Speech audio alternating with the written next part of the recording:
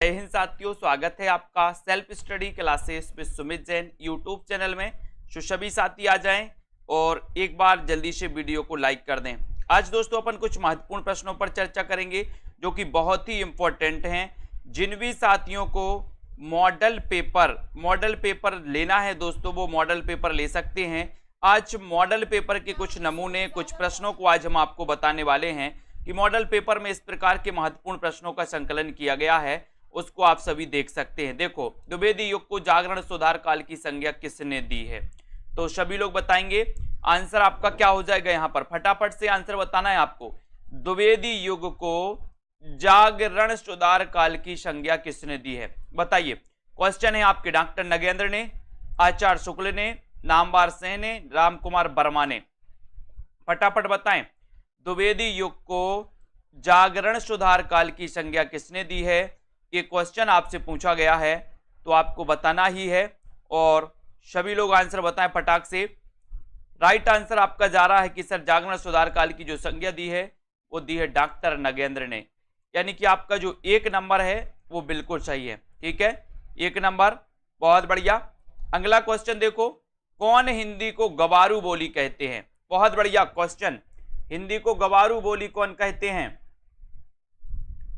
हिंदी को गवारू बोली कौन कहते हैं? ये आपका क्वेश्चन है, आपको चयन करना है तो फटाक से बताइएगा। हिंदी को गवारू बोली किसने कहा है? तो देखते हैं कौन कौन सही बता रहा है। फटाफट से आंसर बताइए प्रश्न क्रमांक 2 का आंसर। और प्रश्न क्रमांक 2 में आप लोगों ने बताया कि सर हिंदी को गवारू बोली जो कहने वाले हैं वो है सर सैयद अहमद खां। सर सैयद अहमद खां, यानी कि आपका जो एक नंबर है वो बिल्कुल सही है। सर सैयद अहमद खां आपका राइट आंसर हो जाएगा। ठीक है, एक नंबर आपका सही हो जाएगा।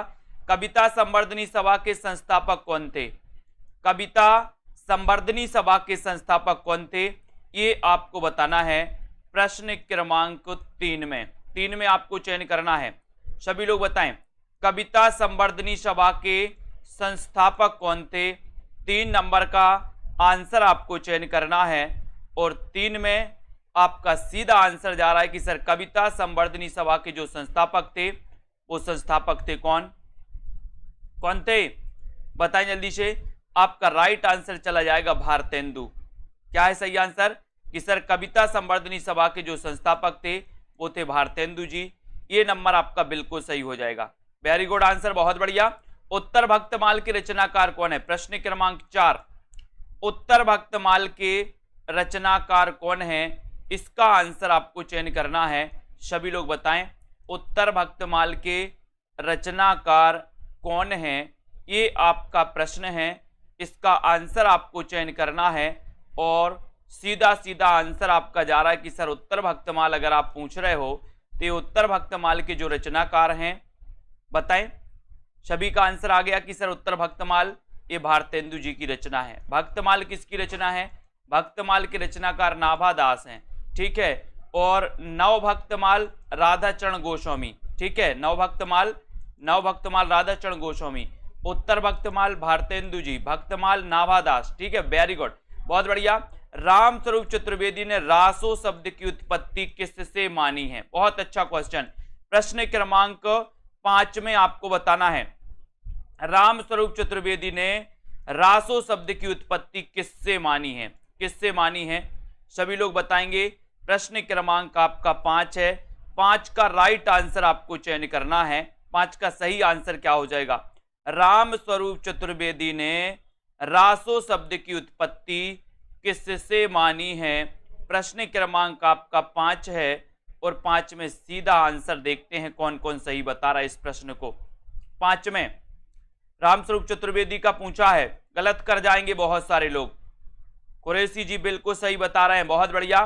और बहुत सारे लोगों ने डी लगा दिया, यही गड़बड़ होता है आप लोगों के साथ। आपको पता है कि राम स्वरूप चतुर्वेदी ने राउस से माना है। राउस से दोस्तों रासो शब्द की उत्पत्ति मानी है। यहां पर आपका उत्तर है 1 नंबर, राउस। राउस से रासो शब्द की उत्पत्ति मानने वाले कौन है? राम स्वरूप चतुर्वेदी। ठीक है, बहुत बढ़िया। कृषक क्रंदन एक किसकी रचना है? प्रश्न क्रमांक 6, कृषक क्रंदन की रचनाकार कौन है? गया प्रसाद शुक्ल स्नेही, निर्मल वर्मा, हरिऔध या फिर कृष्णाशोपति। प्रश्न क्रमांक आपका 6 है। 6 का आंसर आपको बताना है। कृषक क्रंदन किसकी रचना है? ये सभी लोग बताएं। कृषक क्रंदन की रचनाकार कौन है? इसका आंसर बताना है। और प्रश्न क्रमांक 6 में आपका उत्तर हो जाएगा कि सर कृषक का क्रंदन गया। कृषक का क्रंदन अब गया। गया तो गया प्रसाद शुक्ल स्नेही, यानी कि आपका 1 नंबर बिल्कुल सही हो जाएगा। कृषक का क्रंदन गया, गया से क्या बनेगा? गया प्रसाद शुक्ल स्नेही। ठीक है, ये नंबर आपका राइट आंसर। Very good. प्रेम राज्य काव्य के लेखक कौन है? प्रेम राज्य काव्य के लेखक कौन है? इसका आंसर आपको बताना है। प्रेम राज्य काव्य के लेखक कौन माने जाते हैं? प्रश्न क्रमांक 7 में आपको चयन करना है। प्रेम राज्य काव्य के लेखक कौन है? प्रश्न क्रमांक 7 और बढ़िया प्रश्न है दोस्तों। कौन है? प्रेम राज्य किसकी रचना है?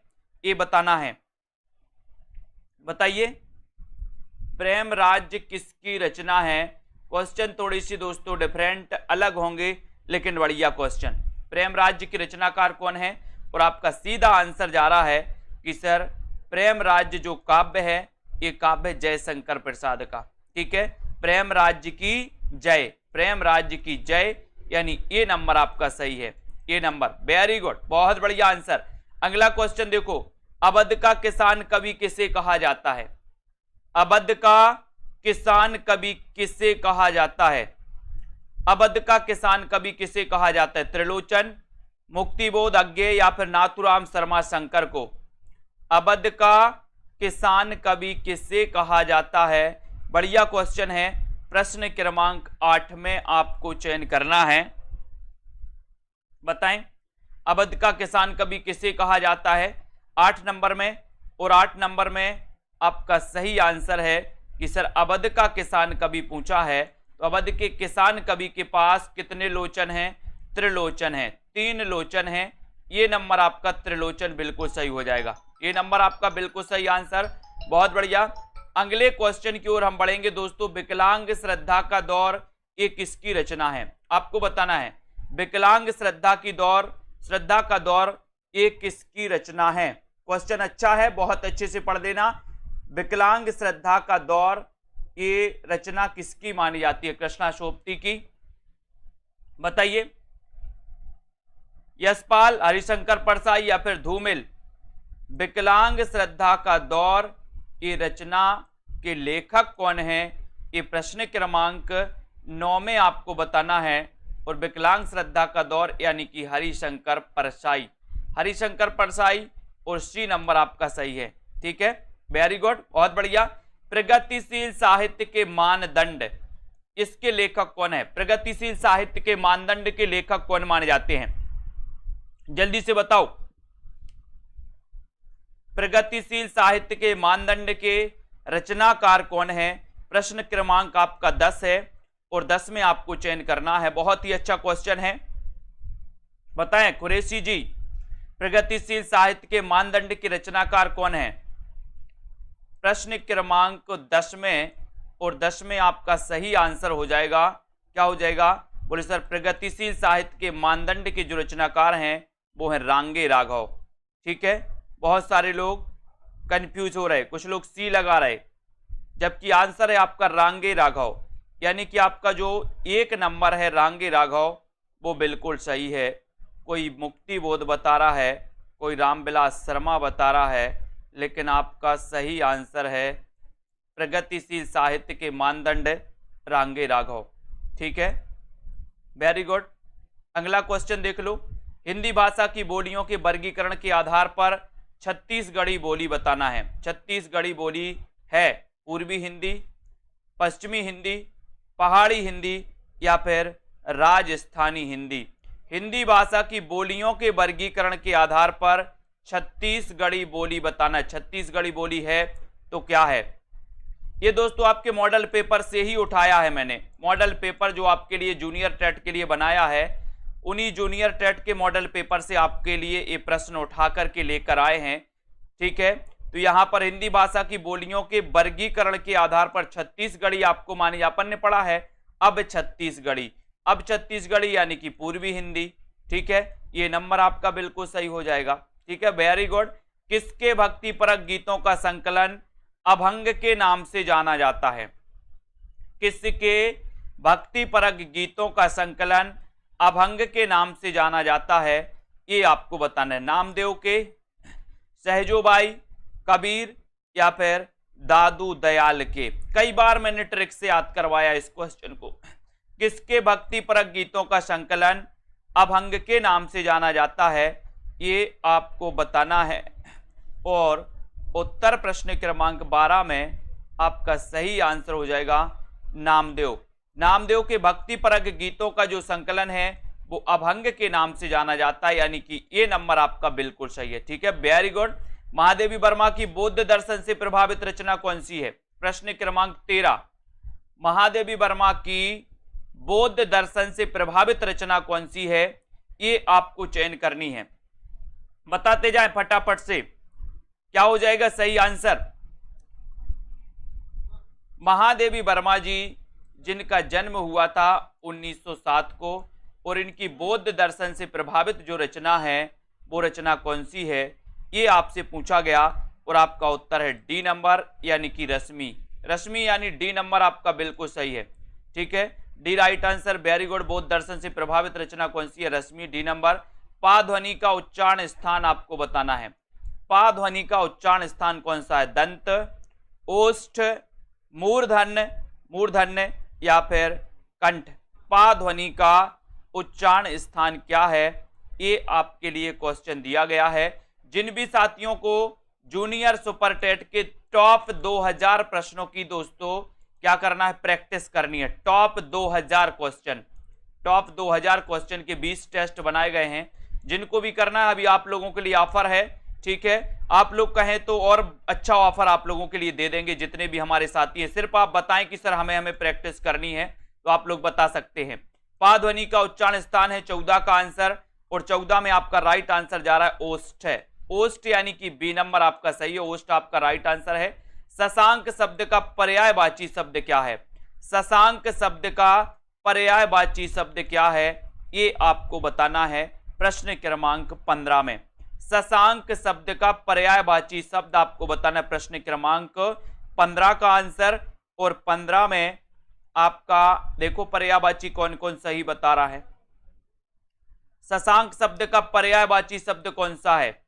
प्रश्न क्रमांक 15, और 15 में आपका उत्तर हो जाएगा, क्या हो जाएगा?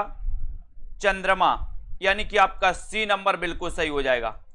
शशांक शब्द का पर्यायवाची शब्द है क्या है? चंद्रमा है, ठीक है, सी नंबर, वेरी गुड, बहुत बढ़िया। धरती अब भी घूम रही है, कहानी के कहानीकार कौन है? धरती अब भी घूम रही है, कहानी के कहानीकार कौन है? प्रश्न क्रमांक 16 बताइए। ज्ञान रंजन, यशपाल, विष्णु प्रभाकर या फिर जैनेन्द्र कुमार? धरती अब भी घूम रही है, इसके कहानीकार कौन है? इसका आंसर बताना है 16 में, और 16 में आपका राइट आंसर हो जाएगा विष्णु प्रभाकर, यानी कि सी नंबर, ठीक है, सी नंबर, वेरी गुड। धरती अब भी घूम रही है, विष्णु प्रभाकर, सी नंबर, विष्णु की कृपा से अब भी घूम रही है।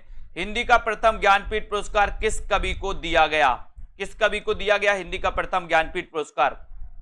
क्वेश्चन, दिनकर, पंत, नरेश मेहता, महादेवी वर्मा को। हिंदी का प्रथम ज्ञानपीठ पुरस्कार किसको दिया गया? ये आपसे 17 नंबर का क्वेश्चन पूछा गया है, सभी लोग बताएंगे।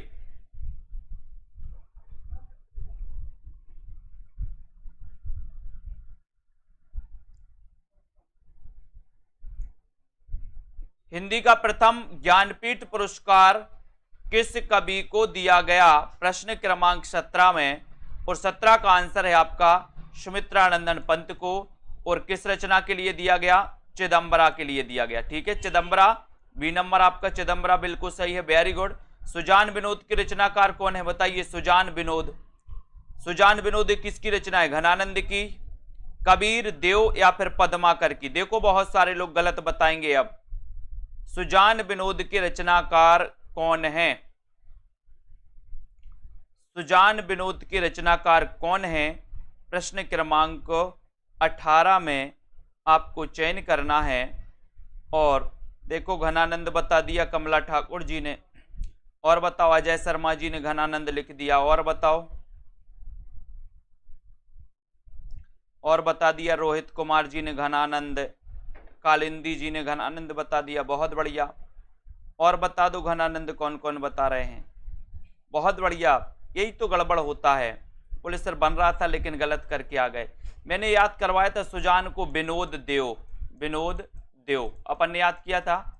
सुजान को विनोद देव, तो देव से क्या हो जाएगा? देव कवि की रचना है, यानी सी आपका बिल्कुल सही होगा। ठीक है। आधुनिक काल के गोरखनाथ किसे कहा जाता है? आधुनिक काल के गोरखनाथ किसे कहा जाता है? बताइए। आधुनिक काल के गोरखनाथ, नागार्जुन, सूर्यकांत त्रिपाठी निराला, दिनकर या फिर महादेवी वर्मा?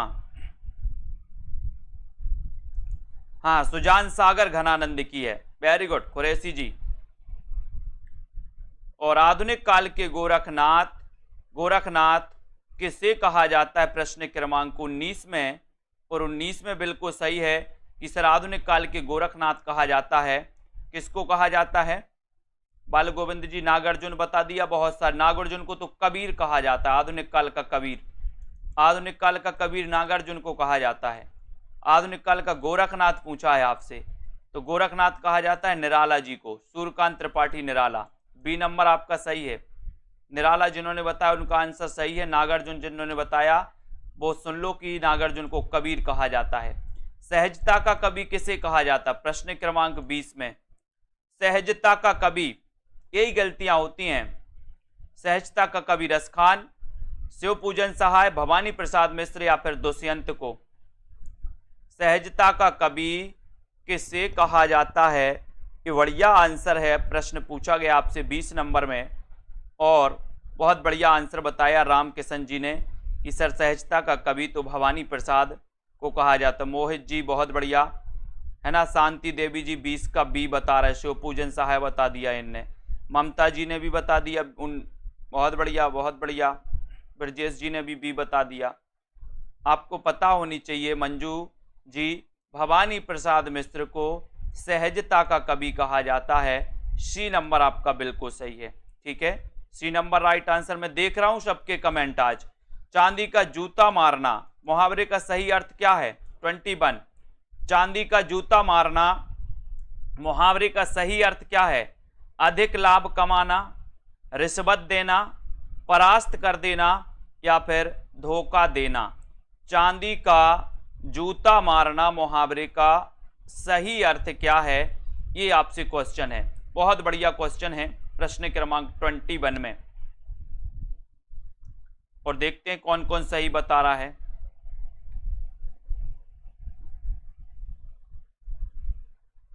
बहुत बढ़िया। लगभग अधिकांश लोगों ने सही बताया है। लगभग अधिकांश क्या, सभी लोगों ने सही बताया है। और रिश्वत देना यानी कि चांदी का जूता मारना, B number right answer. Neha Rai ji ने बस ये बता दिया। आरती वर्मा ने ये बताया। बी है, बी रिश्वत देना, बी नंबर सही। प्रैक्टिस करिए इनकी। आख्यायिका शैली का प्रथम मौलिक उपन्यास कौन सा है? फिर गलत करेंगे आप लोग। आख्यायिका शैली का प्रथम मौलिक उपन्यास कौन सा है? प्रश्न क्रमांक 22 में। 22 में बताइए आख्यायिका शैली का प्रथम मौलिक उपन्यास कौन सा है? प्रश्न क्रमांक 22 में बताइए। 22 का राइट आंसर आख्यायिका शैली का बताना है प्रथम उपन्यास कौन सा है। और आपका राइट आंसर चला गया कि सर आख्यायिका शैली की बात करते हो तो उपन्यास है श्यामा स्वप्न। ये नंबर आपका राइट आंसर। वेरी गुड, ये नंबर बहुत बढ़िया आंसर। उतना वह सूरज है रचना के लेखक कौन है?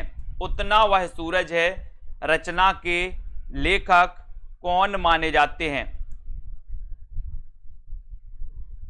बताइए। उतना वह सूरज है ये रचना के जो लेखक हैं वो लेखक कौन हैं? श्यामा स्वप्न ठाकुर जगमोहन, वेरी गुड कुरैशी जी। 23 का आंसर आपको बताना है और 23 में आपका आंसर चला जा रहा है कि सर उतना वह सूरज है। ये जो रचना है ये रचना है भारत भूषण अग्रवाल की। सी नंबर आपका बिल्कुल सही। अपने क्वेश्चन गिनते जाओ कितने गलत कर रहे हैं आप लोग। Bharat Bhushan Agarwal, very good. जिस छंद के पहले 4 चरणों में रोला और बाद में दोस्तों ये 2 चरण में उल्लाला होता है, उसमें 24-28 मात्राओं के योग से 52 मात्राएं होती हैं, उस छंद का नाम आपको बताना है। पहले 4 चरणों में रोला और बाद में दोस्तों बताना है आपको 2 चरण में उल्लाला होता है, उसमें 24-28 मात्राओं के योग से 52 मात्राएं होती हैं। वो छंद कौन सा है? हरि गीतिका, गीतिका, कुंडलियां या फिर छप्पय? 24 का आंसर। बहुत अच्छा क्वेश्चन है। 24 का आपको चयन करना है और बहुत बढ़िया आंसर आया सभी लोगों का कि सर जो है 24-28 की मात्राओं के योग से 52 मात्राएं होती हैं, तो वो होता है छप्पय छंद। छप्पय छंद। एक और क्वेश्चन, छप्पयों का राजा किसे कहा जाता है? छप्पयों का राजा किसे कहा जाता है? एक और क्वेश्चन बताना प्रवीण ओझा जी। ये छप्पय हरि गीतिका में 52 मात्राएं नहीं होती हैं, हरि गीतिका में ये छप्पय यानी कि डी नंबर आपका छप्पय सही है। सारंग का पर्यायवाची शब्द कौन सा है? सारंग का पर्यायवाची शब्द कौन सा है? नमक, सारथी, मोर या फिर घोड़ा? सारंग का पर्यायवाची शब्द आपको बताना है प्रश्न क्रमांक 25 में, बताएं। और छप्पयों का राजा चंद बरदाई को कहा जाता, बिल्कुल सही है, ठीक है। और सारंग का जो पर्यायवाची शब्द है वो पर्यायवाची शब्द है दोस्तों क्या? मोर। क्या है? मोर। यानी आपका उत्तर सी नंबर जो है, सी नंबर आपका बिल्कुल सही है, ठीक है, C number right answer. Nimbarkacharya का दार्शनिक मत, दार्शनिक मत है, तो निम्बार्काचार्य का दार्शनिक मत क्या है? द्वैता द्वैतवाद, शुद्धा द्वैतवाद, अद्वैतवाद या फिर द्वैतवाद? तो आपको पता है दोस्तों शुद्धाद्वैतवाद के तो वल्लभाचार्य माने जाते हैं, है ना। अद्वैतवाद के तो शंकराचार्य माने जाते हैं, ठीक है। और द्वैतवाद के माने जाते हैं मध्वाचार्य, मध्वाचार्य। तो द्वैता द्वैत यानी देत देत थक गए, तो निम्बार्काचार्य, और इसको सनक संप्रदाय भी कहा जाता है। सनक, ये क्वेश्चन आता है सनक संप्रदाय के कौन है? तो सनक संप्रदाय के कौन है? निम्बार्काचार्य, ठीक है। ये नंबर आपका सही है। हिंदी में पहली बार 12 मासा का वर्णन किस रासो ग्रंथ में हुआ है? पहली बार 12 मासा का वर्णन किस रासो ग्रंथ में हुआ है? परमाल रासो में, खुमाल रासो, बीसल देव रासो या फिर हमीर रासो में? चयन करना है आपको। हिंदी में पहली बार 12 मासा वर्णन किस रासो ग्रंथ में हुआ है? प्रश्न क्रमांक 27 में आपको चयन करना है और 27 का आंसर आपका चला जाएगा, क्या चला जाएगा कि सर पहली बार 12 मासा का जो वर्णन हुआ है वो हुआ बीसल देव रासो। ये रचना श्रृंगारिक रचना है और इसके रचनाकार कौन है? नरपति नाल, ठीक है। ये अजमेर के शासक से संबंधित रचना है। सी नंबर आपका सही है। अनाथ का विलोम शब्द क्या है? अनाथ का विलोम शब्द आपको बताना है 28 में। अनाथ का विलोम क्या हो जाएगा? धनी, सनाथ, निर्धन या फिर बेकार? अनाथ का विलोम बताना है आपको। देखते हैं कौन कौन सही बता रहा है, और लगभग अधिकांश लोगों ने सही बता दिया कि सर अनाथ का विलोम होता है सनाथ। अनाथ का विलोम क्या होता है? सनाथ, ठीक है। यानी कि आपका बी नंबर आपका सही है। यहां पर बी नंबर सही है ममता जी 28 का, वेरी गुड, बहुत बढ़िया। मूल गोसाई चरित्र के रचनाकार कौन है? मूल गोसाई चरित्र के रचनाकार कौन है? 29। मूल गोसाई चरित्र के रचनाकार कौन है? आपसे पूछा गया है 29 का क्वेश्चन, और 29 में आपको बताना है क्या है मूल गोसाई चरित्र के रचनाकार।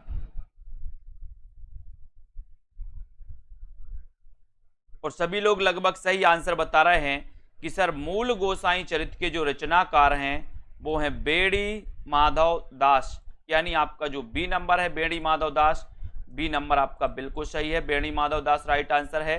रस रतन के रचयिता कौन है, रस रतन के रचयिता कौन है, 30 का आंसर आपको चयन करना है। 30 में आपको बताना है रस रतन के रचनाकार कौन माने जाते हैं, और सीधा आंसर आपको बताना है। राइट आंसर चले के विश्वास जी, रस रतन के रचनाकार कौन है, बहुत बढ़िया राइट आंसर पोहकर कवि, कौन है, पोहकर कवि हैं, डी नंबर आपका बिल्कुल सही है, पोहकर कवि। सा का उच्चारण स्थान बताइए दोस्तों, षटकोण वाले सा का उच्चारण स्थान कंठ है, दंत है, तालु या फिर मूर्धा, क्या है, सा का उच्चारण स्थान आपको चयन करना है, चयन करिए। प्रश्न क्रमांक 31 का आंसर, और 31 में आपका सही आंसर क्या जा रहा है, देखते हैं कौन कौन का आंसर सही आ रहा है। 31 में और बहुत बढ़िया आंसर आ गया कि सर ये मूर्धा सही है, सा का उच्चारण स्थान डी नंबर। कामायनी का सर्ग नहीं है, तो कौन सा सर्ग नहीं है बताइए,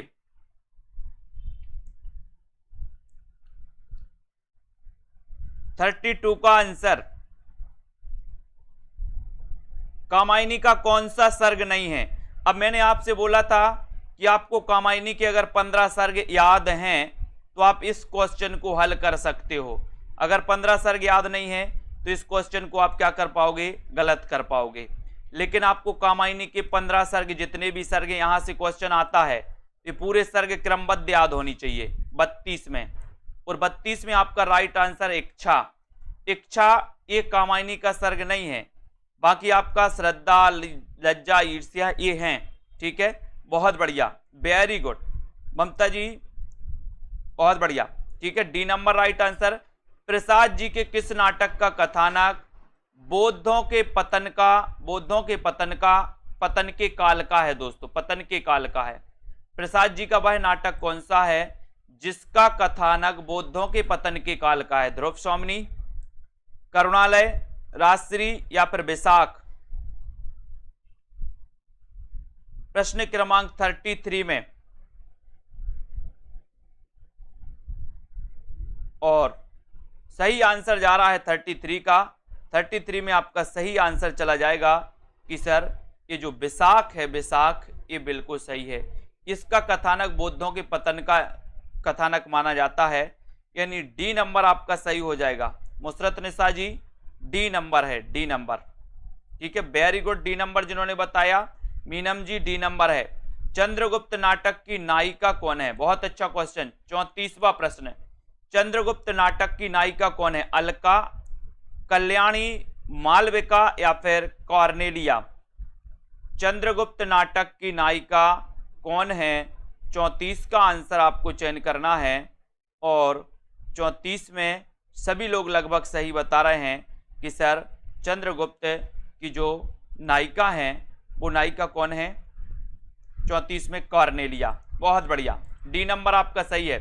गांधीवाद की 100 परीक्षा निबंध के लेखक कौन है, गांधीवाद की 100 परीक्षा ये निबंध के लेखक कौन है, 35 का आंसर बताना है। 35 में गांधीवाद की 100 परीक्षा, बहुत बढ़िया, सभी लोग आंसर सही बता रहे हैं, लेकिन एक अच्छा क्वेश्चन है, गांधीवाद की 100 परीक्षा इस निबंध के लेखक कौन माने जाते हैं। 35 का राइट आंसर बताना है, और देखते हैं कौन कौन सफल होता है इस क्वेश्चन में। कमला जी, ईला चंद्र बता रही हैं, और बताओ, गांधीवाद की 100 परीक्षा, शशि जी ने भी ईला चंद्र बता दिया, ब्रजेश जी ने भी बता दिया, बहुत बढ़िया, और बताओ, प्रवीण जी हरिशंकर परसाई बता रहे हैं, हाँ बहुत बढ़िया, रामकिशन जी ने बता दिया है कि सर ये जो है ये यशपाल का है, गांधीवाद की 100 परीक्षा निबंध के रचनाकार हैं यशपाल, यानी डी नंबर आपका यशपाल बिल्कुल सही है। डी नंबर वालों का राइट आंसर, वेरी गुड। लहू पुकारे आदमी कहानी के कहानीकार कौन है? लहू पुकारे आदमी, लहू पुकारे आदमी ये किसकी कहानी है? कमलेश्वर, शिव प्रसाद सिंह, मार्कंडे या फिर मधुकर सिंह? 36 में चयन करना है। लहू पुकारे आदमी, बताएं ये किसकी कहानी है?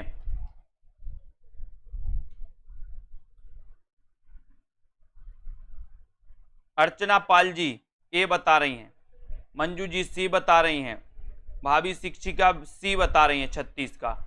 और बताओ, नेहा जी ने भी सी बता दिया, आज तो लाइन लगी सी की। बबीता जी ने भी सी, बहुत बढ़िया। KM जोशी, कहीं कि मार्कंडे को ज्यादा जानते आप लोग, लहू पुकारे आदमी, है ना। और जिन्होंने मधुकर बताया है, मधुकर, उनका आंसर सही है। लहू पुकारे आदमी ये मधुकर सिंह की रचना है। किसकी है? मधुकर सिंह की कहानी है। डी नंबर आपका सही है। लहू पुकारे आदमी, काय के लिए पुकारे? बोले मधु के लिए पुकारे, मधु, ठीक है। पुकारे आदमी या लहू पुकारे आदमी मधु के लिए, मधु के लिए तो मधुकर सिंह, ठीक है। बांग्ला कहानी सैलसीमा बेगम का हिंदी रूपांतरण है, बताइए। रसिया बालम, दुखबा में कांसू कहूं मोरी सजनी, दुलाई वाली या फिर बेटों वाली विधवा? बांग्ला कहानी सैलसीमा बेगम का हिंदी रूपांतरण है, तो कौन सी रचना है? 37 का आंसर, 37 में आपको चयन करना है। बहुत ही बढ़िया प्रश्न है। बांग्ला कहानी सैलसीमा बेगम, बताइए। तो उत्तर हो जाएगा आपका, क्या हो जाएगा यहां पर? दुखबा में कांसे कहूं मोरी सजनी, ठीक है। दुखबा में कांसे कहूं मोरी सजनी, किसकी है ये कहानी? ये बताइए, ये किसकी है? इसके रचनाकार भी आपको बताना है। बी नंबर तो आपने बिल्कुल सही बता दिया, बाकी इसके रचनाकार भी बताइए। जहां कोई साधारण बात कहकर उसकी किसी विशेष बात से समानता बताई जाए, ठीक है। जहां कोई साधारण बात कहकर उसकी किसी विशेष बात से समानता बताई जाए वहां कौन सा अलंकार होता है? बहुत अच्छा क्वेश्चन है 38 में। जहां कोई साधारण बात कहकर उसकी किसी विशेष बात से समानता बताई जाए वहां कौन सा अलंकार होता है? प्रश्न क्रमांक आपका 38 है, और 38 में देखते हैं कौन कौन सही बता रहा है। चतुर्सेन शास्त्री जी की रचना है दुखबा में कांसू कहूं मोरी सजनी। प्रश्न क्रमांक 38 में, जहां कोई साधारण बात कहकर उसकी किसी विशेष बात से समानता बताई जाती है वहां पर कौन सा अलंकार होता है? तो लगभग बहुत सारे लोगों ने सही बताया है कि सर यहां पर भ्रांतिमान नहीं होता, भ्रांतिमान नहीं, संदेह भी नहीं, विभावना भी नहीं। थोड़े से 4 विकल्प को अब यहां पर आपको देखना है दोस्तों। आपको उदाहरण की बिल्कुल परिभाषा याद नहीं। भ्रांतिमान की तो है ही कि जहां पर दोस्तों भ्रम जो है क्या है, ये भ्रम पक्का हो जाता है, संदेह अंत तक बना रहता है। विभावना में दोस्तों क्या होता है? विभावना और विशेषोक्ति एक दूसरे के विपरीत होते हैं। और जहां कोई साधारण बात कहकर उसकी किसी विशेष बात से, तो उदाहरण जैसे अपन बोलते ना, है ना, क्या एक गाना है ना, वो वाला कौन सा गाना है? 1 सड़क 57 गलियां रचना के लेखक कौन है? एक गाना नहीं सुना आप लोगों ने? तेरी अखियां कमाल जैसे, ऐसे कुछ आता ना, तो जैसे से उसकी समानता बताई जाती है। तो ऐसे उदाहरण दे करके अपन बोलते ना, कोई भी चीज ऊपर लिखते, परिभाषा लिखते हैं, फिर जैसे लिख करके क्या करते उसके बारे में बताते, तो उससे समानता बताई जाती है, तब उदाहरण अलंकार होता है। 1 सड़क 57 गलियां रचना के लेखक कौन है? प्रश्न क्रमांक 39 में 1 सड़क 57 गलियां, और 39 में राइट आंसर है। बोले सर इसके रचनाकार हैं कौन? कौन है? कमलेश्वर। 1 सड़क 57 गलियां, ये बी नंबर आपका सही है। कमलेश्वर जी इसके लेखक हैं, बी नंबर आपका राइट आंसर है, ठीक है। यहां पर देखो, बट वृक्ष की छाया में जीवन साहित्य के लेखक कौन है? बट वृक्ष की छाया में, बहुत अच्छा। जीवनी साहित्य, इसके रचनाकार कौन है? 40 में बताना है। बट वृक्ष की छाया में, बट वृक्ष की छाया में जीवनी साहित्य के लेखक कौन हैं? ये 40 नंबर का प्रश्न है और 40 में आपका सीधा आंसर जा रहा है कि सर बट वृक्ष की छाया में ये जीवनी के रचनाकार हैं कौन है? कुमुद नागर। ठीक है, सी नंबर बिल्कुल सही, बहुत बढ़िया। गालिब छूटी शराब आत्मकथा के लेखक कौन है? गालिब छूटी शराब किसकी आत्मकथा है? बनेगा आप लोगों से। गालिब छूटी शराब, ठीक है। गालिब छूटी शराब मैंने कई बार आपको बताया है कि मैं बता दे रहा हूं आज, और कि जो पति क्या होते हैं, शराब पीते हैं, जो पति शराब पीते हैं उनकी पत्नियों को कालिया बन जाना चाहिए। क्या बनना है? कालिया। एक बार क्या हुआ कि एक पति शराब पीता था तो उसकी पत्नी बहुत परेशान थी, बहुत परेशान थी। उसकी पत्नी ने भी एक बार क्या किया, वो भी एक बोतल लेके आई और बीच बाजार में सड़क पे खड़े होके फिर उसने भी पी। तो उस दिन का दिन है कि उस व्यक्ति ने फिर शराब नहीं पी। तो बोले सर गालिब छूटी शराब, कैसे छूटी शराब? अरे बोले पत्नी कालिया बन गई थी। क्या बन गई थी? पत्नी कालिया बन गई थी। तो रविंद्र कालिया, ये नंबर आपका बिल्कुल सही है। ठीक है, कालिया बन जाना अपन को भी। पिंजरे में मैना आत्मकथा की लेखिका कौन है? पिंजरे में मैना आत्मकथा की लेखिका कौन है? राजी सेठ, मन्नू भंडारी, चंद्रकिरण सोनरिक्शा या फिर शिवानी? पिंजरे में मैना, बोले हम पिंजरे में मैना को लेकर के कहां जाएंगे? रिक्शा पर जाएंगे, रिक्शा पर। रिक्शा, पिंजरे में मैना रिक्शा यानी सोन रिक्शा। सी नंबर सही है, सोन रिक्शा। ठीक है, सोन रिक्शा राइट आंसर हो जाएगा। बहुत बढ़िया। बेदिन बेलोग रेखा चित्र के लेखक कौन है? बेदिन बेलोग, डॉक्टर नगेंद्र, महेंद्र भटनागर, शिवपूजन सहाय, सेठ गोविंद दास। बेदिन बेलोग रेखा चित्र के रचनाकार कौन है? बहुत बढ़िया क्वेश्चन ये है दोस्तों। 43 का आंसर आपसे पूछा गया। ये क्वेश्चन पूछा गया था पिछली बार, शायद टीजीटी या पीजीटी में पूछा गया था 43 में। और 43 में आपका सभी को पता होगा कि बेदिन बेलोग शिवपूजन सहाय। ठीक है, सी नंबर आपका सही है, शिवपूजन सहाय। Very good. वाक्यम रसात्मकम काव्यम, ये कथन किस ग्रंथ का है दोस्तों? वाक्यम रसात्मकम काव्यम, रसात्मकम काव्यम, ये बताना है आपको। सभी लोग बताएंगे ये कथन किसका है, किस ग्रंथ से लिया गया है। और यहां पर 44 का आंसर, 44 में सीधा आंसर आपका जा रहा है कि सर ये जो वाक्यम रसात्मकम काव्यम है, देखते हैं कौन कौन सही बता रहा है 44 में। बहुत सही, 44 में ये लगा दिया पूनम जी ने। और बताओ, और ये लगा दिया मोहित जी ने। बहुत बढ़िया। ब्रजेश जी ने भी ये लगा दिया, मीनम जी ने ये लगा दिया, है ना। बहुत बढ़िया। श्याम लता जी पांडे ने भी ये लगा दिया। बहुत बढ़िया, धन्यवाद। ये वाले अन्नापूर्णा मिश्रा जी ने भी लगा दिया। बहुत बढ़िया, है ना। शूरमणि दुबे आपने भी लगा दिया। ये वाले साथियों को बहुत बहुत धन्यवाद। ऐसे ही करो आप लोग। ये परिभाषा किसने दी थी? विश्वनाथ ने, है ना। रसात्मकम वाक्यम काव्यो, विश्वनाथ का ग्रंथ कौन सा है? साहित्य दर्पण। कौन सा है? साहित्य दर्पण। ठीक है, तो इसी नंबर आपका सही हो जाएगा। ये नाट्यशास्त्र तो भरत मुनि का, भरत मुनि ने थोड़ी दी है परिभाषा, ये विश्वनाथ ने दी थी। ये साहित्य दर्पण से ली गई। करुण रस के स्थायी भाव का नाम क्या है? करुण रस के स्थायी भाव का नाम क्या है? 45। करुण रस के स्थायी भाव का नाम क्या है? क्रोध, शोक, निर्वेद या फिर इनमें से कोई नहीं।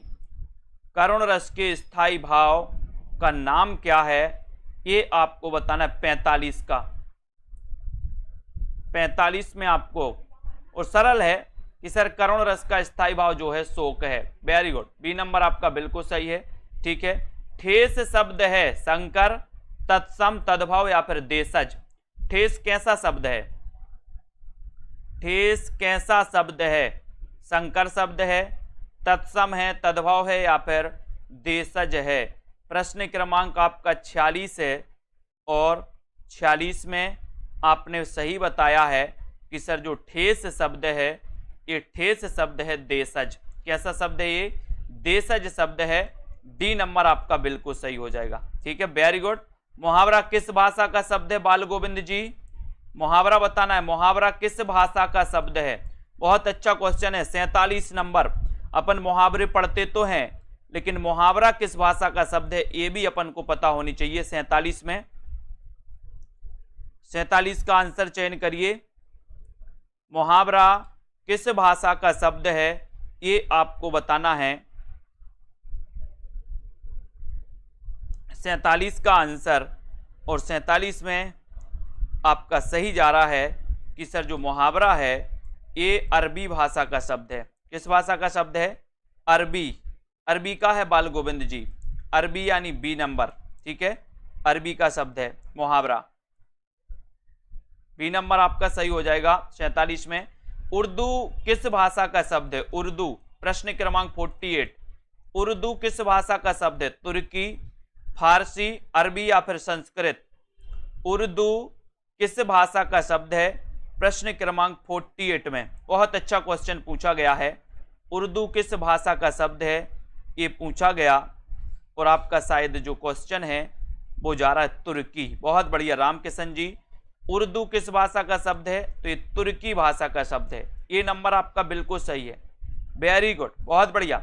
हिंदी शब्द है, बताइए हिंदी किस भाषा का शब्द है? उर्दू भाषा का, अरबी भाषा का, अवधी भाषा का या फिर फारसी भाषा का? बहुत अच्छा क्वेश्चन है। प्रश्न क्रमांक 49 का आंसर 49 में बताइए। उर्दू तुर्की भाषा का है, हिंदी बताना है। हिंदी किस भाषा का शब्द है? हिंदी किस भाषा का शब्द है ये आपको चयन करना है।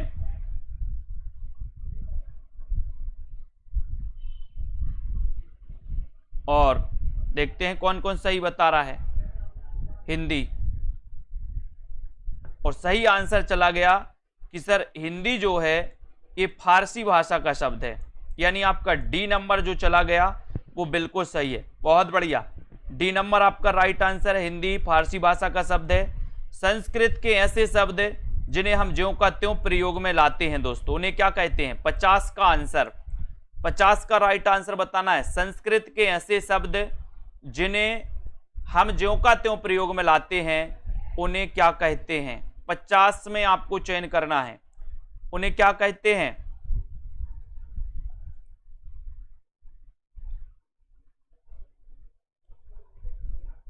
और संस्कृत के ऐसे शब्द जिन्हें हम ज्यों का त्यों प्रयोग में लाते हैं प्रश्न क्रमांक 50 में, उन्हें कहते हैं हम तत्सम शब्द। ठीक है, नील कमल में उत्तर पद कमल, और बताना है आपको कमल क्या है?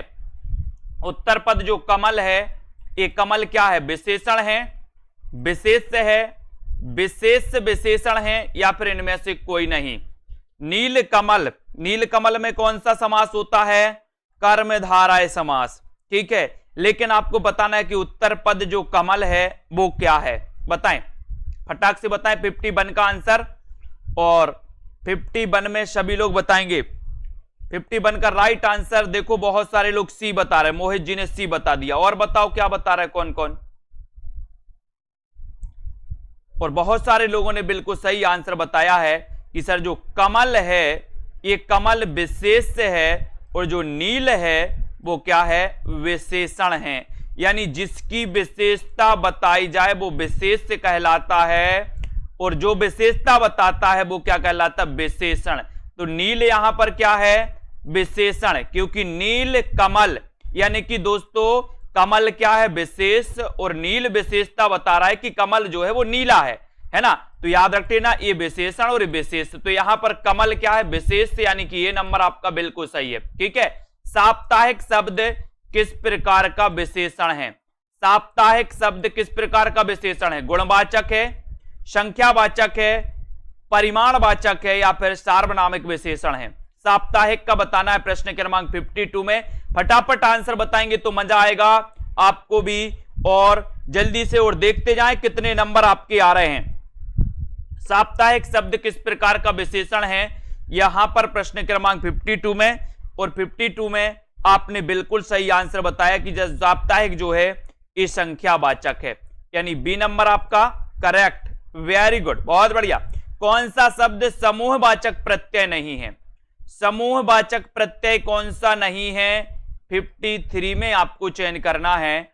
समूहवाचक प्रत्यय कौन सा नहीं है, ये 53 का आंसर आपको चयन करना है। और बहुत ही बढ़िया क्वेश्चन है। लोग, ये तो समूहवाचक है। गण, ये भी समूहवाचक है। वर्ग, ये भी समूहवाचक है। तो समूहवाचक प्रत्यय कौन सा नहीं है? कौन सा नहीं है? प्रेस। प्रेस यानी डी नंबर, प्रेस आपका बिल्कुल सही है। प्रेस जिन्होंने बताया राइट आंसर। किस शब्द की रचना प्रत्यय से हुई है? किस शब्द की रचना प्रत्यय से हुई है? 54 का आंसर किस शब्द की रचना प्रत्यय से हुई है? कुसुम, चप्पल, लिखावट या फिर सुमन, यानी कि 54 का आंसर आपको चयन करना है। प्रत्यय से किसकी रचना हुई है आपको चयन करना है।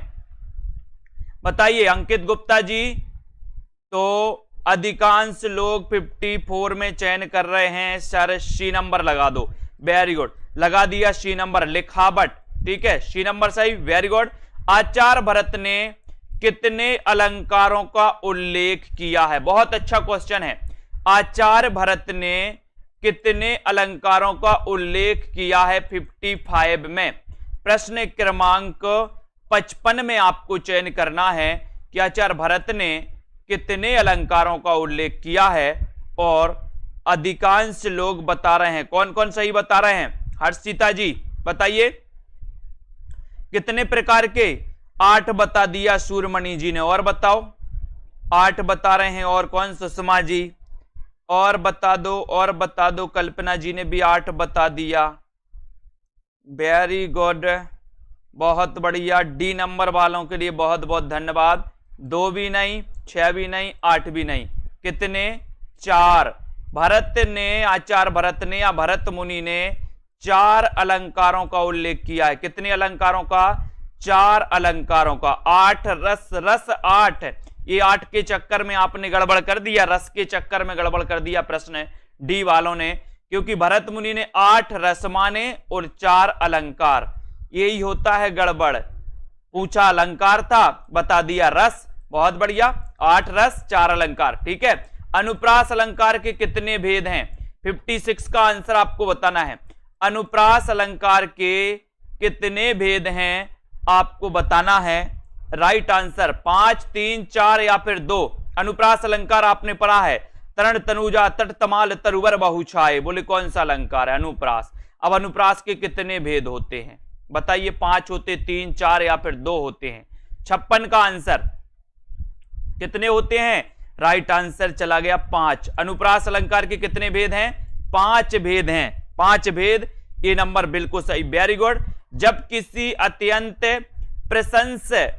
प्रशंसा के लिए कोई बात बहुत चढ़ाई, प्रशंसा है दोस्तों, जब किसी अत्यंत प्रशंसा के लिए कोई बात बहुत बड़ा चढ़ाकर कही जाती है, तब वहां पर कौन सा अलंकार होता है? जब किसी अत्यंत यानी कि अति वाली प्रशंसा के लिए कोई बात बड़ा चढ़ाकर कही जाती है, तब वहां पर कौन सा अलंकार होता है? अतिशयोक्ति। अतिशयोक्ति देखो कैसा लिखा जाता है, ये अतिशयोक्ति सही है। कभी कभी ये वाक्य शुद्धि में भी, ये शब्द शुद्धि में भी आता है दोस्तों। तो आप लोग क्या करते हो? आधा सा लगा के योक्ति कर देते हो। ये अतिशयोक्ति, ये वाला गलत है। अतिशयोक्ति पूरा सा आता है, इसको याद रख लेना। तो आपका उत्तर ए नंबर बिल्कुल सही, अतिशयोक्ति राइट आंसर, वेरी गुड। कौन सा अर्थालंकार है? अर्थालंकार कौन सा है? 58 में आपको अर्थालंकार और शब्दालंकार पता होनी चाहिए दोस्तों। मैं जो महत्वपूर्ण चीजें मैं बता रहा हूं वो पूरे आपको याद होनी चाहिए। शब्दालंकार के अंतर्गत कौन कौन आते हैं, अर्थालंकार के अंतर्गत कौन कौन आते हैं, क्वेश्चन पूछा जाता है। यहां पर आपसे अर्थालंकार पूछा गया है, तो अर्थालंकार कौन सा होता है? प्रश्न क्रमांक 58 में आपको चयन करना है अर्थालंकार के अंतर्गत कौन सा आता है। तो बहुत सारे लोगों ने, है ना, रेखा जी बी बता रही है, मक नहीं, अनुप्रास भी नहीं, श्लेष भी नहीं। अर्थालंकार के अंतर्गत आता उपमा। याद कर लेना अब इसको। बहुत सारे लोगों ने गलत बताया है, कोई ये बता रहा है, कोई बी बता रहा है, याद रख लेना। लेकिन बहुत सारे लोगों ने उपमा ही बताया है। डी नंबर आपका सही है, लेकिन आपको ये याद होनी चाहिए कि अर्थालंकार के अंतर्गत कौन आते हैं और शब्दालंकार के अंतर्गत कौन आते हैं। अतनु का पर्यायवाची शब्द क्या है? अतनु का ईश्वर, कृष्ण, कामदेव या फिर बसंत। अतनु का पर्यायवाची शब्द आपको चयन करना है। 59 का उत्तर आपको बताना है। राइट आंसर क्या हो जाएगा? अतनु का पर्यायवाची शब्द कौन सा है? सीधा सीधा आंसर आपको बताना है और आंसर आपका जा रहा है, कौन सा जा रहा है? अतनु। अतनु का बताना है। लक्ष्मी भट्ट जी सही बताया लगभग सभी लोगों ने कि सर अतनु तो कामदेव का पर्यायवाची है। C number right, very good. Saraswati का पर्यायवाची क्या है दोस्तों? सरस्वती का पर्यायवाची भारती, शारदा, बाक या फिर उपरोक्त सभी। सरस्वती का पर्यायवाची आपको बताना है प्रश्न क्रमांक 60 में, और लगभग सभी से बनेगा। उपरोक्त सभी आ जाए तो फिर तो आप लोग आओ देखते ना ताओ और सभी लगा के आते हो, तो यहां पर भी वही करोगे। भारती, शारदा, बाक ये पूरे के पूरे सरस्वती के पर्यायवाची हैं, यानी डी नंबर आपका बिल्कुल सही है, वेरी गुड। इच्छा का पर्यायवाची शब्द क्या होगा? इच्छा का बताइए। अमीय, हर्ष, आकांक्षा या फिर रश्मि। इच्छा का पर्यायवाची शब्द क्या है? ये प्रश्न आपसे पूछा गया है। बहुत ही अच्छा क्वेश्चन है। प्रश्न क्रमांक आपका 61 है। इच्छा का पर्यायवाची शब्द बताना है और सीधा आंसर आपका जा रहा है कि सर जो इच्छा है, इच्छा का पर्यायवाची है आकांक्षा। क्या है? आकांक्षा। सी नंबर बिल्कुल सही, वेरी गुड। निम्न में से सौदामिनी का पर्यायवाची नहीं है। पर्यायवाची बोले सर पूरे पूरे पर्यायवाचियों की तो बाढ़ आ गई। सौदामिनी का पर्यायवाची कौन सा नहीं है? बिजली, चंचला, क्षण प्रभा या फिर सिलीमुख, यानी कि 62 का आंसर आपको बताना है।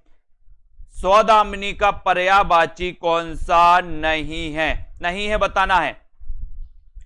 देखते हैं कौन कौन गलत बताता है, क्योंकि सबसे बनेगा इसलिए गलत बताता है, देख रहे हैं हम।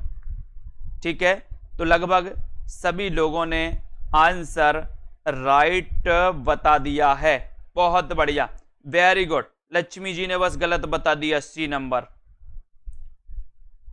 तो यहां पर आपका सिलीमुख सही है, डी नंबर सही है। खंडहर की आत्माएं के रचनाकार कौन है? खंडहर की आत्मा इसके रचनाकार कौन है?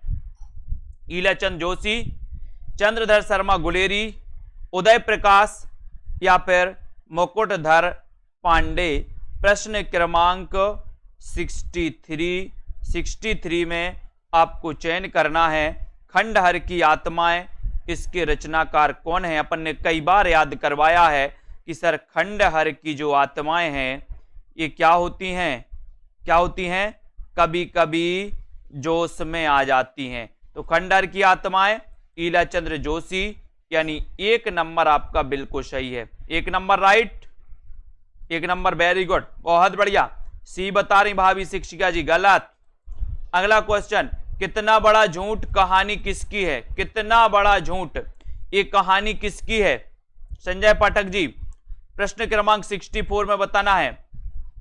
आरती वर्मा जी भी सी बता दिया उन्होंने, बहुत सारे लोगों ने सी बता दिया। संतोष कुमार जी भी सी बता रहे, गलत बात। अपन ने पढ़ा था ना खंडहर की आत्माएं जोश में आ जाती हैं, तो जोशी जी है ना। कितना बड़ा झूठ कहानी किसकी है? कितना बड़ा झूठ ये कहानी किसकी है? प्रश्न क्रमांक 64 में, और देखते हैं कौन सही बता पाता है। बताइए, मुकनत जी ने ये बता दिया, सुषमा जी सी बता रही हैं, अंकित जी सी बता रहे हैं, अर्चिता जी भी सी बता रही हैं। लेकिन जिन्होंने सही बताया है उनमें नंबर आता है पूजा सोनकर जी का। ठीक है, बहुत बढ़िया। मोहित जी का, रेखा जी का, उषा प्रियंवदा, बी नंबर सही है। ठीक है, उषा प्रियंवदा की रचना कितना बड़ा झूठ, उषा प्रियंवदा। ठीक है, वेरी गुड। कोठरी की बात कहानी के रचनाकार कौन है? कोठरी की बात, अब बताओ कोठरी की बात कैसी रहनी चाहिए? एक भी गलत हो गया तो सोच लेना। कोठरी की बात, कोठरी की बात किसकी कहानी है कुरैशी जी? कोठरी की बात कैसी रहनी चाहिए? कोठरी की बात 65 में, और 65 में आपका सही आंसर जा रहा है कि सर जो कोठरी की बात है, कोठरी की बात एक कहानी है, ये अज्ञेय की है, अज्ञेय रहनी चाहिए, अज्ञेय, अज्ञेय। Very good. याद हो कि ना याद हो, संस्मरण के रचनाकार कौन है? याद हो कि ना याद हो, इस संस्मरण के रचनाकार कौन है? एक क्वेश्चन आपसे पूछा गया प्रश्न क्रमांक 66 में। और याद हो कि ना याद हो, अपन ने पढ़ा है दोस्तों, आपने घातक फिल्म देखी होगी, घातक, घातक फिल्म देखी कि नहीं देखी? देखी है। उसमें क्या बोलते हैं? काशीनाथ तुम्हें याद हो कि ना याद हो, है ना, आज से तुम मेरी गिरफ्त में काम करोगे, काशीनाथ याद हो कि ना याद हो। ठीक है, ये काशीनाथ सिंह जी का संस्मरण है। बी नंबर आपका बिल्कुल सही, वेरी गुड। जिनके साथ जिया, ये संस्मरण के लेखक कौन है? जिनके साथ जिया, तेज बहादुर चौधरी, प्रतिभा अग्रवाल, मृदुला गर्ग, अमृतलाल नागर। जिनके साथ जिया, ये संस्मरण किसका है आपको बताना है। और जिनके साथ जिया वो कौन है? प्रश्न क्रमांक 67 में, और 67 आपको बताना है कि सर जिनके साथ जिया, जिनके साथ जिया, अमृतलाल नागर। वेरी गुड, वो तो अमृत जैसे हैं, कैसे? अमृत, अमृतलाल नागर, वेरी गुड। मैं और केवल मैं और केवल मैं एकांकी के रचनाकार कौन है? मैं और केवल मैं, प्रश्न क्रमांक 68 का आंसर, मैं और केवल मैं, ये किसका एकांकी है? इस एकांकी के रचनाकार कौन है? भगवती चरण वर्मा, जगदीश चंद्र माथुर, भुवनेश्वर, या फिर जैनेन्द्र कुमार? आपको बताना। एक और दोस्तों बड़ी बात मैं आपको बता रहा हूं कि आप लोगों के लिए जिनको भी लेना है, जिनको भी दोस्तों मॉडल पेपर लेना है, इसी प्रकार के जूनियर टेट का प्रैक्टिस करना है आप लोगों के लिए, आप लोगों के लिए 200 फीस कर दी गई है। जितने भी हमारे जो दोस्तों पैड वाले साथी हैं, वो आज रात 12 बजे तक जिनको भी लेना है वो ले सकते हैं, उनके लिए 200 फीस कर दी गई है, जो भी हमारे साथी हैं। ठीक है, तो मैं और केवल में एकांकी के रचनाकार कौन है? 68 का आंसर। और 68 में आपका राइट आंसर क्या हो जाएगा? 68 का भगवती चरण वर्मा। ये नंबर जिन्होंने लगाया बिल्कुल सही है। स्त्री मुक्ति संघर्ष और इतिहास, ये किसकी रचना है? स्त्री मुक्ति संघर्ष और इतिहास के रचनाकार कौन है? ये किसकी रचना है? ये आपको बताना है। प्रश्न क्रमांक 69 का आंसर, और 69 का आंसर बहुत बढ़िया जा रहा है कि सर ये जो स्त्री मुक्ति और संघर्ष है, स्त्री मुक्ति और संघर्ष और इतिहास, ये रमणिका गुप्ता, रमणिका गुप्ता यानी डी नंबर आपका सही है। ठीक है, डी, ये रमणिका गुप्ता जी की रचना है दोस्तों, डी नंबर। आचार्य रामचंद्र शुक्ल का प्रथम सैद्धांतिक ग्रंथ कौन सा है? सैद्धांतिक ग्रंथ पूछा है आपसे। आलोचनादर्श, समालोचक, काव्य में रहस्यवाद, या फिर कविता क्या है? रामचंद्र शुक्ल का प्रथम सैद्धांतिक ग्रंथ कौन सा है? प्रथम सैद्धांतिक ग्रंथ कौन सा है? रामचंद्र शुक्ल जी का, यानी कि 70 का उत्तर बताना है। बहुत ही अच्छा क्वेश्चन है, क्वेश्चन कई बार पूछा गया है। कौन कौन सही बता रहा है? सही बताने के लिए बहुत बढ़िया आंसर बताया है खुशी मौर्य जी, सी नंबर। काव्य में रहस्यवाद, प्रथम सैद्धांतिक ग्रंथ कौन सा है? काव्य में रहस्यवाद, रामचंद्र शुक्ल जी का। ठीक है, वेरी गुड, बहुत बढ़िया। अगला है नई कविता का आत्म संघर्ष के लेखक कौन है? नई कविता का आत्म संघर्ष, इसके लेखक कौन है? प्रेमचंद, जयशंकर प्रसाद, मुक्तिबोध, या फिर मलयज? प्रश्न क्रमांक 71 है। नई कविता का आत्म संघर्ष के लेखक कौन है? इस 71 का आंसर आपको चयन करना है। बहुत ही अच्छा क्वेश्चन है, और 71 में सीधा सीधा आपका राइट आंसर चला जा रहा है कि सर ये जो नई कविता का आत्म संघर्ष है, इसके जो लेखक हैं वो लेखक है मुक्तिबोध। ठीक है, मुक्तिबोध, सी नंबर बिल्कुल सही। पंत की कौन सी छायावादी रचना नहीं है? पंत की कौन सी छायावादी रचना नहीं है। तो कौन सी नहीं है छायावादी रचना? युगबाणी, ग्रंथि, वीणा या फिर पल्लव। पंत की कौन सी रचना छायावादी नहीं है? 72 का आंसर। और 72 में पंत की कौन सी रचना छायावादी नहीं है? राइट आंसर चला जाएगा युगबाणी। युगबाणी यानी आपका ये नंबर बिल्कुल सही है। ठीक है, ये छायावादी नहीं है तो ये फिर कौन सी है? ये प्रगतिवादी है। ठीक है, ये नंबर बिल्कुल सही। क्वासी, क्वासी किसकी रचना है? क्वासी, प्रश्न क्रमांक 73। क्वासी के रचनाकार कौन है? बताइए। 73 का आंसर क्वासी के रचनाकार कौन है? और बहुत ही अच्छा आपका उत्तर जा रहा है 73 में कि सर क्वासी के रचनाकार पूछा है। और क्वासी, क्वासी बताइए क्वासी के रचनाकार कौन है 73 में? देखते कौन कौन सही बता रहा है। बहुत बढ़िया, सभी लोगों ने सही बताया। बालकृष्ण शर्मा नवीन।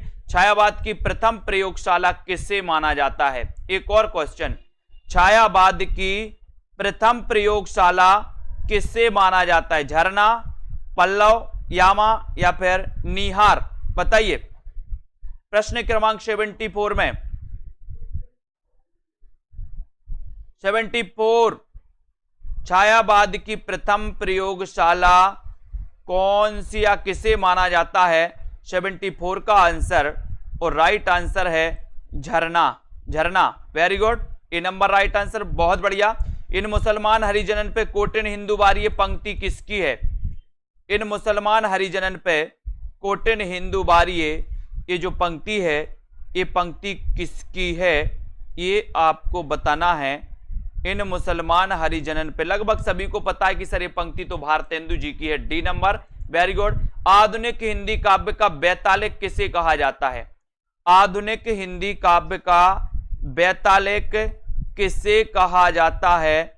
ये आपको चयन करना है। भारतेंदु, प्रेमघन, राधा कृष्णदास और बाल मुकुंद गुप्त। ठीक है, आंसर होगा कि सर आधुनिक हिंदी काव्य का जो बेतालिक कहा जाता है वो कहा जाता है, किसको कहा जाता है? किसको कहा जाता है? भारतेंदु जी को। वेरी गुड, ये नंबर सही, बहुत बढ़िया। हो होरी, कल ही पढ़ा था अपन ने, कल परसों पढ़ा था। हो होरी ये किसकी कृति है? हो होरी कृति के रचनाकार कौन है? बड़ा ही अच्छा क्वेश्चन है। 77 का आंसर फटाफट से बताएं जल्दी से। पूरे 100 क्वेश्चन आपको कवर करना है और आपका पता है कि सर हो होरी ये जो है, ये जो रचना है ये अंबिका दत्त व्यास की है। अंबिका दत्त व्यास। ठीक है, बहुत बढ़िया। इनका जन्म कब हुआ था? कोई बताएगा? बताओ। मध्यकालीन धर्म साधना ये किसका निबंध है? मध्यकालीन धर्म साधना निबंध के रचनाकार कौन है? 78 का आंसर। मध्यकालीन धर्म साधना निबंध के रचनाकार कौन माने जाते हैं? बहुत ही अच्छा क्वेश्चन है और देखते हैं कौन कौन बता रहा है। मध्यकालीन धर्म साधना के रचनाकार, बहुत बढ़िया। 1958 में नहीं, 1858 में।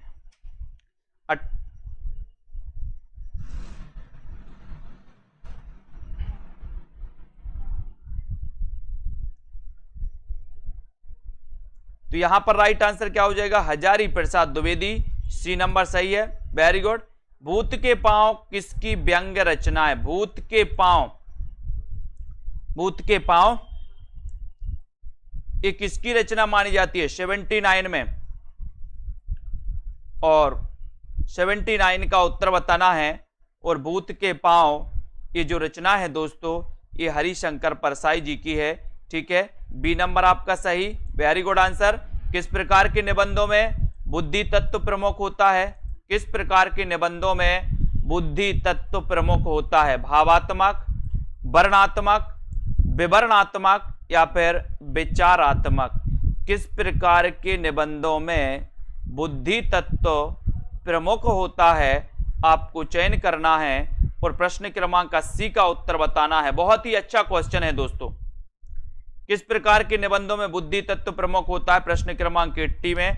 और 80 का राइट आंसर है कि सर विचारात्मक निबंधों में बुद्धि तत्व। मैंने निबंध आपको बहुत अच्छे से पढ़ाया था, विचारात्मक निबंधों में बुद्धि तत्व प्रधान होता है। डी नंबर आपने लगाया, वेरी गुड, बहुत बढ़िया। विचार प्रवाह के रचनाकार कौन है? विचार प्रवाह, ये निबंध है विचार प्रवाह, इसके रचनाकार कौन माने जाते हैं? हजारी प्रसाद, अज्ञे, नागार्जुन, रामधारी सिंह दिनकर। 81 में आपको बताना है। और विचार प्रवाह है ये निबंध है, और इस निबंध की रचनाकार अपन ने पढ़ा था, क्या पढ़ा था कि सर हजारों विचारों का प्रवाह होता है। ठीक है, ये हजारी प्रसाद द्विवेदी, 1 नंबर बिल्कुल सही है। किस विद्वान ने देवनागरी लिपि के स्थान पर रोमन लिपि स्वीकार करने का सुझाव दिया था? किस विद्वान ने दिया था? देवनागरी लिपि के स्थान पर रोमन लिपि स्वीकार करने का सुझाव किसने दिया था? सुनीति कुमार चटर्जी, महात्मा गांधी, काका कालेलकर या फिर विनोबा भावे। 82 का आपका आंसर चला गया कि सर सुनीति कुमार चटर्जी ने लिया था। ये नंबर आपका बिल्कुल सही है। देवनागरी लिपि बताना है कैसी है, वर्णात्मक है, चित्रात्मक है, भावात्मक है या फिर अक्षरात्मक है? देवनागरी लिपि कैसी है? देवनागरी लिपि कैसी लिपि मानी जाती है? देवनागरी लिपि बताइए। 83 का आंसर, और 83 में आपका राइट आंसर चला गया कि सर देवनागरी लिपि जो है ये अक्षरात्मक लिपि मानी जाती है। डी आपका बिल्कुल सही है, अक्षरात्मक लिपि, वेरी गुड, बहुत बढ़िया। रीतिकाल के रीति सिद्ध काव्यधारा के कवि कौन है? रीति सिद्ध काव्यधारा के कवि आपको चयन करना है, आपने पढ़ा है, बिल्कुल सरल क्वेश्चन दोस्तों। रीतिकाल के रीति सिद्ध काव्यधारा के कवि कौन है? और प्रश्न क्रमांक 84 में लगभग सभी से आंसर बनेगा। राइट आंसर आपने बताया कि सर भूषण तो रीतिबद्ध हैं, देव भी रीतिबद्ध, केशव भी हैं, आपका उत्तर बिहारी, ये रीति सिद्ध काव्यधारा के कवि हैं। अभिधा उत्तम काव्य है, मध्य लक्षणालीन, है ना, ये पंक्ति बताना है आपको, बताइए ये पंक्ति किसकी है? बिहारी, पद्माकर, मतिराम या फिर देव की? अभिधा उत्तम काव्य है, मध्य लक्षणालीन, ये बताइए ये पंक्ति किसकी है? और ये पंक्ति अभिधा उत्तम काव्य है, ये जो पंक्ति है भैया, ये पंक्ति है देव कवि की। किसकी है? देव कवि की। डी नंबर आपका सही है, देव कवि आपका राइट आंसर हो जाएगा। रस रहस्य के रचनाकार कौन है? अच्छा क्वेश्चन, 86 में बताइए, फटाफट से आंसर देते जाएं। आप लोग बिल्कुल सही आंसर बता रहे। देखो भाभी शिक्षिका जी, पद्माकर बता दिया इन्होंने, ये पद्माकर नहीं है, देव कवि की रचना है, अभिधा उत्तम काव्य है। ठीक है, देव। रस रहस्य के रचनाकार कौन है ये आपको बताना है। चिंतामणि, केशवदास, अंकित गुप्ता जी आप क्वेश्चन नहीं लगा रहे भैया, आंसर बताते जाओ। अब कौन कौन मॉडल पेपर लेगा, इसी के चक्कर में आप पड़े हो। रस रहस्य के रचनाकार आपको बताना, इसके रचनाकार कौन है? चिंतामणि, केशवदास, कुलपति मिश्र या फिर मतिराम। 86 में आंसर बताना है और आपका उत्तर हो जाएगा कुलपति मिश्र। सी नंबर आपका सही है, कुलपति मिश्र, ये रस का रहस्य कुलपति। ठीक है, स्वयंभू को हिंदी का प्रथम कवि किसने माना? 87 में स्वयंभू को हिंदी का प्रथम कवि किसने माना है? रामकुमार वर्मा, रामचंद्र शुक्ल, हजारी प्रसाद द्विवेदी, राहुल सांकृत्यायन। स्वयंभू को हिंदी का प्रथम कवि किसने माना है? बहुत अच्छा क्वेश्चन है, बनने को तो सभी से बनेगा, लेकिन स्वयंभू को हिंदी का प्रथम कवि मानने वाले जो हैं वो कौन है? राम कुमार वर्मा। ठीक है, ये number right answer, Ram Kumar बिल्कुल सही है, वेरी गुड। कौल ज्ञान निर्णय, इसके रचनाकार कौन है?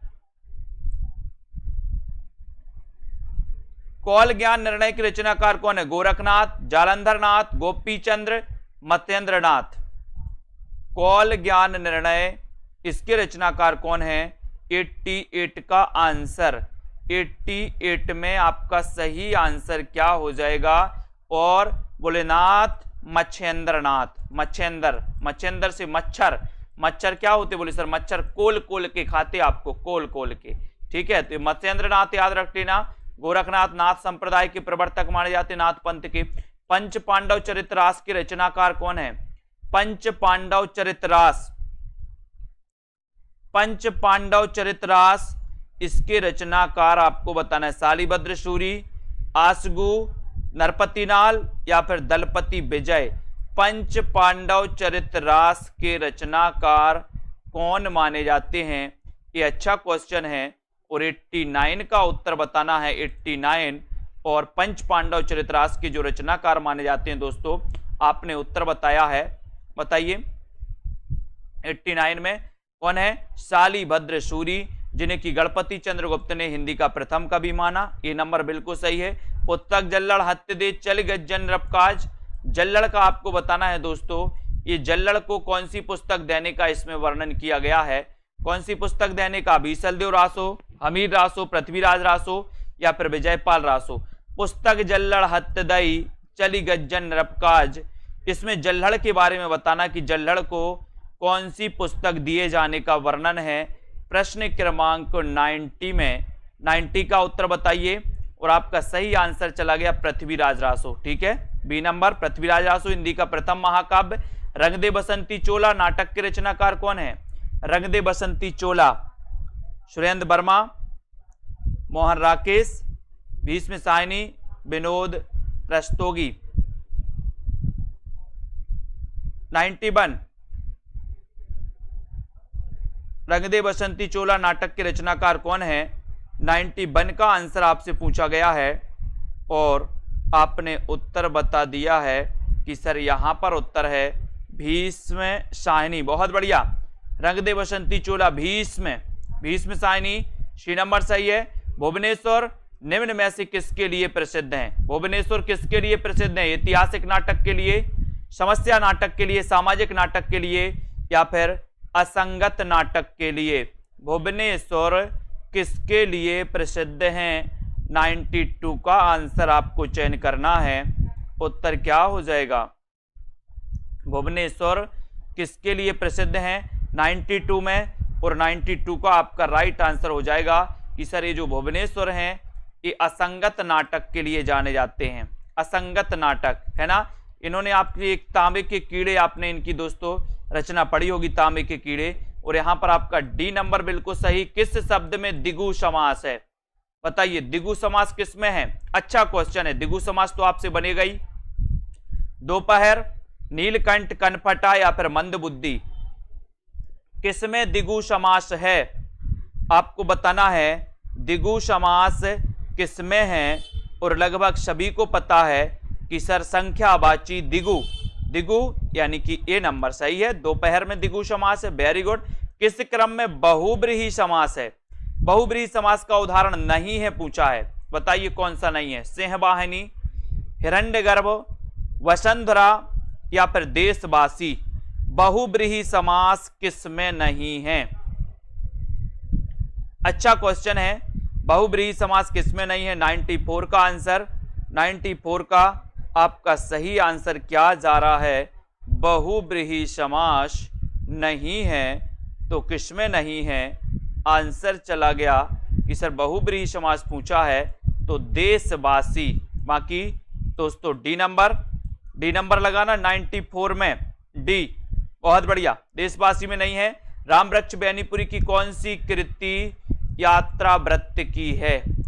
कौन सी कृति यात्रा वृत्त की है? सागर की लहरों पर, अप्रवासी की यात्राएं, पैरों में पंख बांधकर या फिर मेरी यूरोप यात्रा।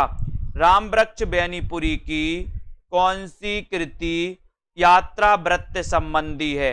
यात्रा वृत्त संबंधी कौन सी कृति है? 95 में। बहुत ही अच्छा क्वेश्चन है और 95 में आपका उत्तर हो जाएगा कि सर रामवृक्ष बेनीपुरी की जो कृति यात्रा वृत्त संबंधी है वो है पैरों में पंख बांधकर, यानी कि आपका सी नंबर पैरों में पंख बांधकर बिल्कुल सही है। उड़ते चलो यात्रा वृत्त के रचनाकार कौन है? उड़ते चलो यात्रा वृत्त के रचनाकार कौन है? भगवत शरण उपाध्याय, सत्यनारायण, रामवृक्ष बेनीपुरी, इनमें से कोई नहीं। उड़ते चलो यात्रा वृत्त के रचनाकार कौन है? 96 का आंसर उड़ते चलो और वृक्ष पर बैठ जाओ। वृक्ष पर तो रामवृक्ष बेनीपुरी, सी नंबर आपका सही। Very good. एक स्वाभिमानी अध्यापक के जीवन संघर्ष को कथानक बनाकर लिखा गया उपन्यास कौन सा है? लिखा गया उपन्यास कौन सा है? नदी यशस्वी है, डूबते मस्तूल, यह पथबंधु था, या धूमकेतु एक श्रुति? एक स्वाभिमानी अध्यापक के जीवन संघर्ष को कथानक बनाकर लिखा गया उपन्यास कौन सा है? ये 97 का आंसर पूछा गया है और आकांक्षा जी ने बिल्कुल सही बताया कि सर यह पथबंधु था। सी नंबर बिल्कुल सही, बहुत बढ़िया। देहाती दुनिया के लेखक कौन है? 98 का आंसर देहाती दुनिया, निराला, शिवपूजन सहाय, उपेंद्रनाथ तस्क या फिर प्रेमचंद? देहाती दुनिया में क्या होता है? बोले सर शिव की पूजन ही सहाय होती है। देहाती दुनिया में शिव की पूजन ही सहाय होती है, यानी कि आपका उत्तर बी नंबर शिव पूजन सहाय। Very good. तरुण के स्वप्न आत्मकथा के लेखक कौन है? तरुण के स्वप्न ये किसकी आत्मकथा है? 99 का आंसर, और लगभग सभी से पूरा बनना चाहिए। तरुण के स्वप्न आत्मकथा के लेखक कौन है? राइट आंसर है बोले sir Subhash Chandra Bose. B number बिल्कुल सही, बहुत बढ़िया। कहीं ना जाए का कहिए, लेखक कौन है इसके? कहीं ना जाए का कहिए, ये लेखक आपको बताना है, सभी लोग बताएंगे।